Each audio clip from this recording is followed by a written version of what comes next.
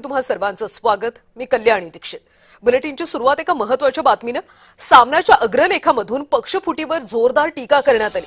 तृणमूल तोडली पुन्हा शिवसेना फोडू अशा भाजप मिंध्यांच्या वल्गना आहेत असं सामनात म्हणण्यात आले।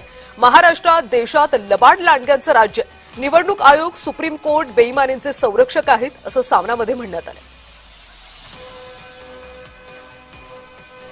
तर सामनाच्या अग्रलेखात नेमकं काय म्हटले सविस्तर पाहूयात। भारत देशातलं सध्याचं चित्र हे चिंताजनक आहे। सत्ताधारी मंडळी विरोधी पक्ष फोडण्याचा त्यांचा उद्दामपणा थांबवायला तयार नाही। तृणमूल तोडली, आता आम्ही पुन्हा शिवसेना तोडू अशा वल्गना भाजप आणि त्यांच्या मिंध्यांनी सुरू केल्या। हे म्हणे ऑपरेशन टायगर। भारतीय संविधानातल्या 10व्या अनुच्छेदानुसार पक्षांतर किंवा कोणत्याही प्रकारच्या फुटीला मान्यता नाही।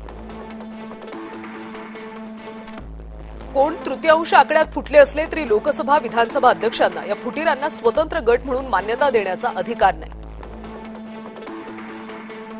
त्यांना दुसऱ्या एखाद्या पक्षात विलीन होऊनच आपापल्या आमदारक्या खासदारक्या वाचवाव्या लागतील असं भारतीय संविधान सांगतं।